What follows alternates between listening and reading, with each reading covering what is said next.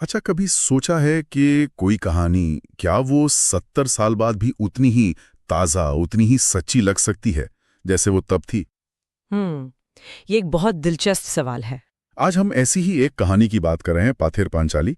एक ऐसी कहानी जिसने मतलब समय और संस्कृति सबको पार कर लिया है। बिल्कुल।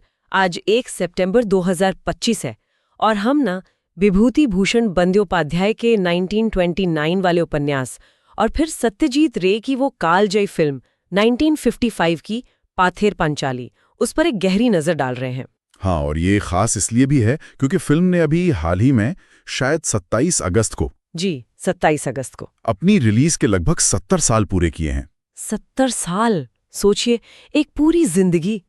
और आज हमारे पास कई सारे लेख हैं, रिव्यूज हैं, एनालिसिस है जो इस उपन्यास और फिल्म दोनों के अलग-अलग पहलुओं पर रोशनी डालते हैं। तो आज हम यही कोशिश करेंगे समझने की कि आखिर बंगाल के एक छोटे से गांव निश्चिंदीपुर की ये इतनी साधारण सी लगने वाली कहानी में ऐसा क्या खास है, क्यों ये दुनिया भर में लोगों के दिलों को ऐसे छू लेती है। हाँ, हम इसके किरदारों को देखेंगे, इसकी थीम्स को, और इसका जो इतना गहरा असर हुआ है उसकी वजह तलाशने की कोशिश करेंगे। तो फिर चलें कहानी की जड़ों से शुरू करते हैं, उपन्यास से। विभूति भूषण बंद्योपाध्याय 1929 में किताब आई, पर लिखना पहले शुरू हो गया था, है ना, 1928 में। हाँ, वो पहले एक पत्रिका में सीरियलाइज्ड फॉर्म में छपा था 1928 में, और ये माना जाता है कि ये काफी हद तक उनके अपने बचपन के जो अनुभव थे उनसे प्रेरित है। थोड़ा ऑटोबायोग्राफिकल टच है इसमें। अच्छा, तो ये इसे और असली बना देता है। और इसका टाइटल पाथेर पांचाली, इसका क्या मतलब है? देखिए, ये बड़ा खूबसूरत टाइटल है।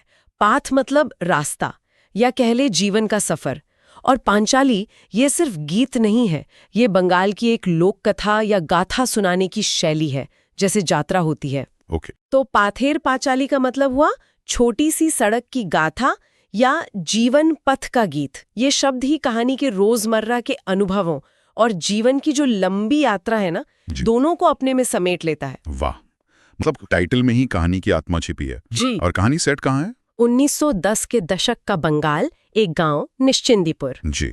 एक काल्पनिक गांव है निश्चिंदीपुर, और कहानी घूमती है एक गरीब ब्राह्मण परिवार के इर्द गिर्द। परिवार में कौन कौन है? परिवार के मुखिया हैं हरिहर रॉय, पुजारी हैं, ज्ञानी हैं, शायद थोड़े सपने देखने वाले भी, लेकिन दुनियादारी में मतलब प्रैक्टिकल नहीं है उतने। उनकी पत्नी है सरबजया, जो घर की सारी मुश्किलों से जूझ रही है, बहुत धैर्य वाली माँ है। फिर उनकी बेटी दुर्गा, बड़ी है, थोड़ी नटखट सी, आजाद ख्यालों वाली, और छोटा बेटा अप्पू, जिसकी आंखों में एक अजब सी उत्सुकता है दुनिया को जानने की। और एक और बहुत अहम किरदार है इंदिर ठाकुरुन, वो बूढ़ी चाची। हाँ, इंदिर ठाकुरुन हरिहर की कोई दूर की रिश्तेदार हैं, एक बूढ़ी बेसहारा विधवा चाची। उनका सरबजया के साथ रिश्ता अक्सर थोड़ा तनाव वाला रहता है। अच्छा, किस बात पर?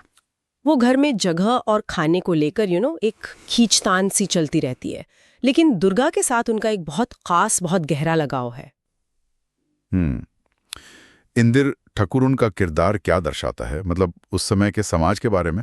वो किरदार बहुत महत्वपूर्ण है। वो उस वक्त की कड़वी सच्चाई दिखाता है। बंगाल में उस जमाने में कुलीन ब्राह्मणों में बहु विवाह का चलन था। कई बार लड़कियों की शादी ऐसे मर्दों से हो जाती थी जिनसे वो जिंदगी भर में शायद 2-4 बार ही मिलती थीं, और फिर अक्सर कम उम्र में विधवा हो जाती थीं बिना किसी सहारे के। इंदिर ठाकुरुन उसी त्रासदी का प्रतीक है, लेकिन उनमें गजब की जीवटता है। मतलब बुढ़ापे और लाचारी के बावजूद एक आजाद सी रूह है उनमें।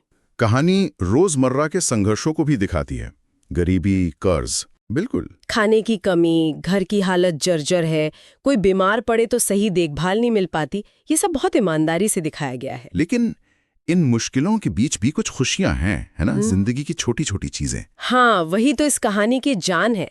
अप्पू और दुर्गा का वो भाई बहन का प्यार, उनका साथ में खेतों में आम के बाग में घूमना, चुपके से फल तोड़ लाना, मिठाई वाले के पीछे भागना। हाँ, और वो मिठाई वाले के पीछे भागना, वो कांच के टुकड़ों वाला बायोस्कोप देखना, गांव में यात्रा का इंतजार करना, और सबसे ज्यादा वो दूर से आती ट्रेन की सीटी, उसे सुनने का रोमांच और उसे एक बार देखने की वो इच्छा। बिल्कुल, ये छोटे छोटे पल हैं जो जिंदगी को जीने लायक बनाते हैं, मुश्किलों के बावजूद। सही कहा।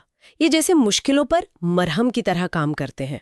लेकिन मुश्किलें तब और बढ़ जाती हैं जब हरियर काम के लिए घर से दूर चले जाते हैं। जी, उनकी गैर मौजूदगी में परिवार की आर्थिक हालत और खराब हो जाती है और फिर वो दुखद घटना घटती है। दुर्गा की बीमारी। हाँ, दुर्गा तेज बारिश में भीग जाती है और बुरी तरह बीमार पड़ जाती है। गरीबी है, इलाज ठीक से हो नहीं पाता और एक भयानक तूफानी रात आती है। तूफान इतना तेज होता है कि उनके उस टूटे फूटे घर का एक हिस्सा भी गिर जाता है और उसी रात दुर्गा की मौत हो जाती है। ओह, ये कितना मार्मिक है। और हरियर जब लौटते हैं, उन्हें कुछ पता नहीं होता। वो तो बेटी के लिए कुछ तोहफे लेकर आते हैं और फिर जब उन्हें सच्चाई पता चलती है वो पूरी तरह टूट जाते हैं। कहानी का अंत कैसे होता है उपन्यास में? अंत में गहरे दुख में डूबा परिवार ये फैसला करता है कि अब वो निश्चिंदीपुर में नहीं रहेंगे। वो गांव छोड़कर चले जाते हैं, शायद बनारस, एक बेहतर जिंदगी की उम्मीद में। और वो मोतियों की माला वाला सीन? हाँ, जाते वक्त अप्पू को दुर्गा की छुपाई हुई वो मोतियों की माला मिलती है, जिसके लिए दुर्गा को डांट भी पड़ी थी और उसने कहा था कि उसने नहीं चुराई। अप्पू चुपचाप उसे पास के तालाब में फेंक देता है। जैसे वो उस राज को या अपने बचपन के एक हिस्से को वहीं छोड़ रहा हो। बिल्कुल, एक तरह से वही। ये तो एक कहानी की बात, लेकिन इसके पीछे जो गहरे मतलब हैं, जो थीम्स हैं, खासकर महिलाओं के नजरिए से अगर देखें, इंदिर, सर्वज्ञा, दुर्गा, ये तीनों किरदार बहुत मजबूत हैं। हाँ, बहुत। इंदिर को हमने देखा, वो सामाजिक रीतियों की शिकार है, लेकिन फिर भी उनमें एक लड़ने की हिम्मत है, एक आज़ादी है। वो बीते हुए वक्त का प्रतीक भी है। और सर्वज्ञा, वो माँ। सर्वज्ञा का किरदार बहुत असली है, बहुत जटिल। वो कम साधनों में घर चला रही है, एक भारी बोझ है उस पर।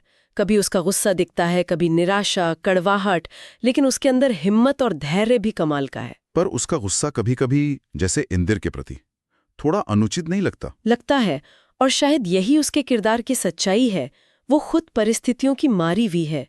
उसकी झुंझलाहट, उसकी कड़वाहट, वो अक्सर उसकी अपनी बेबसी से निकलती है। गरीबी है, लेकिन उसमें एक स्वाभिमान भी है। और उसके सपने कितने मामूली हैं, 2 वक्त की रोटी, घर की मरम्मत, अप्पू की पढ़ाई, दुर्गा की शादी। सही। कुछ स्रोत कहते हैं कि घर की असली संचालक वही है, भले ही हरिया कैसे कमाते हों। हाँ, वो घर को असल में जोड़े रखती है। और दुर्गा, वो तो बिल्कुल अलग है, आजाद, जिज्ञासु। हाँ, जैसे खुली हवा का झोंका। अप्पू और इंदिर के लिए उसका प्यार साफ दिखता है। छोटी छोटी चीजों में खुशी ढूंढ लेती है। और उसकी वो चोरी की आदत, अगर आप देखें तो वो भी उसकी गरीबी और दबी हुई इच्छाओं का नतीजा है। हाँ, कुछ एनालिसिस ये भी कहते हैं कि जिस जमीन से वो फल चुराती है, हो सकता है वो जमीन कभी उनके परिवार की ही रही हो, जिसे धोखे से ले लिया गया हो। जी, ये एक तरह की वर्गीय विटंबना है जो कहानी में छुपी हुई है। और देखिए, इंदिर के लिए उसका नजरिया सर्वजया से कितना अलग है। उसमें हमदर्दी है, और उसकी मौत, वो कहानी को एक गहरा दुख दे जाती है। कुछ लोग उसे पवित्रता या बलिदान का प्रतीक भी मानते हैं। इन किरदारों के अलावा बचपन की मासूमियत, दुनिया को लेकर वो हैरानी, हाँ, वो भी तो कहानी का एक अहम हिस्सा है। हाँ। अप्पू और दुर्गा की आंखों से। ये ऐसे अनुभव है जिनसे हर कोई जुड़ सकता है कहीं ना कहीं। ये यूनिवर्सल है। और गरीबी का चित्रण, इस पे थोड़ी अलग अलग राय भी है ना? हाँ, ये एक दिलचस्प बात है जिस पर बात होनी चाहिए। ज्यादातर स्रोत तो यही मानते हैं, खासकर रे की फिल्म के बारे में, कि गरीबी को बहुत ईमानदारी से, रियलिस्टिक तरीके से दिखाया गया है, कोई मेलोड्रामा नहीं। सही, बल्कि गरीबी एक तरह से विलेन की तरह है। दुर्गा की मौत सीधे तौर पर घर की बुरी हालत और इलाज न मिल पाने से जुड़ी है। तो ये गरीबी का महिमामंडन नहीं है? नहीं, बिल्कुल नहीं। ये व्याख्याएं कहती हैं कि कहानी ये दिखाती है कि गरीबी के बावजूद इंसान कैसे प्यार, खुशी और गरिमा ढूंढता है। सत्यजीत रे का यथार्थवाद यही था, चीजों को वैसे ही दिखाना जैसी वो हैं। कुछ रेडिट यूजर्स ने भी कहा कि रे ने गरीबी में जी रहे लोगों की इंसानियत को उभारा है। लेकिन एक दूसरी सोच भी है जो कुछ ऑनलाइन चर्चाओं में दिखती है, जैसे रेडिट पर, कि क्या गरीबी के दुख के बीच खूबसूरती दिखाकर उसे कहीं रोमानी बना दिया गया? हाँ, ये सवाल उठाया गया है कि क्या मुश्किलों में छोटी छोटी खुशियों पर फोकस करने से गरीबी की जो असल चुभन है वो कम हो जाती है। इस पर बहस हुई है काफी। बिल्कुल, और इस रोमानीकरण वाले आरोप को कई लोगों ने खारिज भी किया है। उनका तर्क है कि रे का इरादा शायद ये दिखाना था कि बहुत ज्यादा दुख और कमी के बीच भी जिंदगी में उम्मीद और खुशी के पल हो सकते हैं। इंसान फिर भी आगे बढ़ता है। उनका तरीका ऐसा था कि वो दर्शकों पर कोई भावना थोपते नहीं थे, बल्कि उन्हें खुद महसूस करने देते थे। अच्छा। तो ये देखने वाले की अपनी समझ पर भी है। पर रे का असली क्रांतिकारी काम शायद यही था कि उन्होंने दिखाया कि गरीबी, साधारण जीवन की छोटी छोटी बातें बिना मेलोड्रामा के अपने आप में एक पूरी और गहरी कहानी हो सकती हैं। ये उस वक्त के मेन स्ट्रीम सिनेमा के लिए बिल्कुल नया था। और इस यथार्थवाद के साथ साथ प्रकृति और गांव का जीवन, वो भी कहानी की आत्मा है। हाँ, वो सिर्फ बैकग्राउंड नहीं है, वो किरदारों के अनुभवों का हिस्सा है, खासकर बच्चों की दुनिया का। वो अमराई, वो तालाब, वो खेत। और सिंबॉलिज्म भी है, वो सड़क, ट्रेन, तूफान। जी, वो कच्ची सड़क जो गांव से बाहर जाती है, वो जीवन की यात्रा का प्रतीक है। ट्रेन आधुनिकता का, एक बड़ी अनजान दुनिया का प्रतीक है। और वो तूफान जिसमें दुर्गा की मौत होती है, वो ट्रेजेडी का प्रतीक बन जाता है। ये तो हुई उपन्यास की दुनिया। अब आते हैं सत्यजीत रे के फिल्मी रूपांतरण पर। 1955 उनकी पहली फिल्म, और इसे बनाना भी आसान नहीं था। अरे बिल्कुल नहीं, फंड्स ही नहीं थे। 3 साल तक शूटिंग रुक रुक कर चली। रे को अपनी पत्नी के गहने तक गिरवी रखने पड़े थे। सच में? ये तो कमाल का जुनून है। हाँ, आखिरकार पश्चिम बंगाल सरकार ने लोन दिया, तब जाकर फिल्म पूरी हुई। ज्यादातर टीम नई थी, अनुभवहीन। सिनेमेटोग्राफर सुब्रत मित्रा तो सिर्फ 21 साल के थे। 21 साल? और उन्होंने वो बाउंस लाइटिंग की तकनीक इजाद की? हाँ, उसी से फिल्म को वो नेचुरल खास लुक मिला। और संगीत पंडित रविशंकर ने कहते हैं सिर्फ एक रात में तैयार कर दिया था। अविश्वसनीय नहीं है। और इस फिल्म ने भारतीय सिनेमा की छवि ही बदल दी दुनिया में। बिल्कुल। तब तक लोग भारतीय सिनेमा मतलब नाच गाना, मेलोड्रामा ही समझते थे ज्यादातर। रे ने दिखाया कि यहाँ शांत, यथार्थवादी, गहरी मानवीय कहानियां भी बनती हैं। उन पर इटालियन नव यथार्थवाद का असर था, है ना? डीसी का रेनोयर। हाँ, असर जरूर था, लेकिन रे की अपनी एक अलग मौलिक आवाज थी। अच्छा। उन्होंने रियल लोकेशन पे शूट किया, गांव में, ज्यादातर नॉन प्रोफेशनल एक्टर्स लिए, नेचुरल लाइट का इस्तेमाल किया। वो बारिश में दुर्गा के भीगने वाला सीन क्या कमाल का है। और दुनिया ने इसे सराहा भी खूब।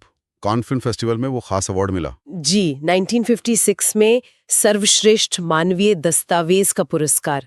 ये बहुत बड़ी बात थी। इसने भारतीय सिनेमा को वर्ल्ड मैप पर ला दिया। फिल्म और उपन्यास में मुख्य अंतर क्या है?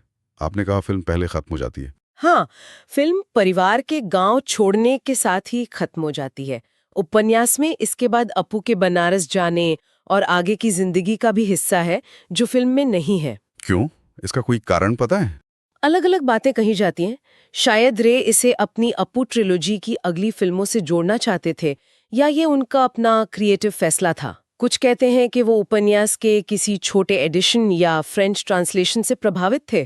खैर, कारण जो भी हो, ज्यादातर लोग मानते हैं कि फिल्म ने उपन्यास की आत्मा को पकड़ लिया। हाँ, बिल्कुल। किरदारों को एक विजुअल डेप्थ दी। रे का तरीका ऑब्जर्वेशन का था।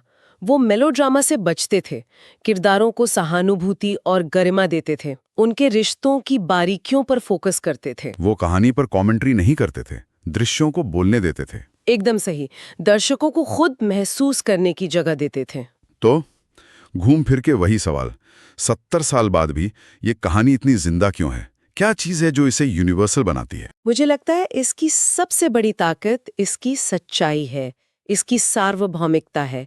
ये कहानी सिर्फ बंगाल या सिर्फ गरीबी की नहीं है, ये असल में जीवन की कहानी है। बचपन की वो खोज, दुख का पहला एहसास, एक माँ का संघर्ष, ये ऐसे मानवीय अनुभव हैं जिनसे दुनिया में कोई भी कहीं भी जुड़ सकता है। इसकी ईमानदारी, इसकी करुणा, वो किसी भी तमाशे से ज्यादा असर करती है।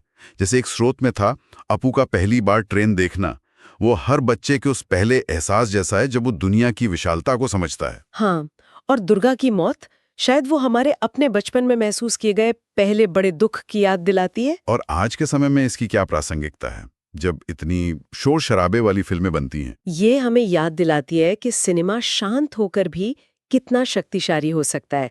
पाथेर पांचाली हमें ठहराव देती है, सोचने पर मजबूर करती है। और देखिए, आज जो भारतीय सिनेमा को फिर से ग्लोबल पहचान मिल रही है, जैसे पायल कपाड़िया की जीत कान में, या आरआरआर का ऑस्कर तक पहुंचना। हाँ, तो उस पूरी यात्रा की नींव कहीं ना कहीं रे जैसे फिल्मकारों ने ही रखी थी। उन्होंने दिखाया कि अपनी जड़ों से जुड़ी, सच्ची मानवीय कहानियों में कितनी ताकत होती है, स्पेशल इफेक्ट से कहीं ज्यादा। सही कहा। ये सिर्फ एक पुरानी फिल्म नहीं है, ये एक जीवित दस्तावेज की तरह है जो आज भी हमसे सवाल पूछती है क्या सवाल? कि आज हम अपने आसपास की साधारण जिंदगी की कौन सी कहानियां कह रहे हैं। क्या हम उन्हें उसी गरिमा, उसी सहानुभूति से देख पा रहे हैं जैसा रे ने देखा था? बहुत गहरा सवाल है। वो छोटी सड़क का गीत आज भी गूंज रहा है, अगर हम सुनना चाहें तो सार यही है कि पाथेर पंचाली चाहे उपन्यास पढ़ें या फिल्म देखें, ये साधारण इंसानों की जिंदगी, उनकी मुश्किलों, उनके प्यार, उनके नुकसान का एक बेहद मार्मिक और सच्चा चित्रण है। हाँ, और इसे बनाने वालों ने गहरी मानवीयता के साथ पेश किया है। कहानी याद दिलाती है कि जीवन का रास्ता कैसा भी हो, यात्रा चलती रहती है। लोग आते हैं, जीते हैं, चले जाते हैं, पर जीवन की ये पांचली, ये गाथा जारी रहती है। चलें, अब विदा लेने से पहले एक आखिरी सवाल श्रोताओं के लिए छोड़ जाते हैं। हमने बात की कि कहानी के अंत में, फिल्म में, अपू गांव छोड़ देता है, दुर्गा की यादें लेकर, अपने अतीत का कुछ बोझ लेकर। उपन्यास का शीर्षक है छोटी सड़क का गीत। जरा सोचिए, निश्चिंतपुर छोड़ने के बाद अपू के लिए वो सड़क अब कौन सा नया गीत गाती होगी। एक ऐसा गीत जिसमें खोई हुई मासूमियत की धुन भी हो और जिंदगी के जो कठोर सबक मिले हैं उनका संगीत भी। वो यात्रा उसके बाकी जीवन के गीत को, मतलब उसके व्यक्तित्व के विकास को, जिसे बिल्डुंग्सरोमन कहते हैं, उसे कैसे आकार देगी। ये वाकई एक सोचने वाली बात है। ये हमें न सिर्फ इस कहानी के बारे में, बल्कि शायद अपनी जीवन यात्रा के बारे में भी सोचने पर मजबूर करती है। और हाँ, अपू ट्रिलॉजी की अगली फिल्मों की तरफ भी इशारा करती है।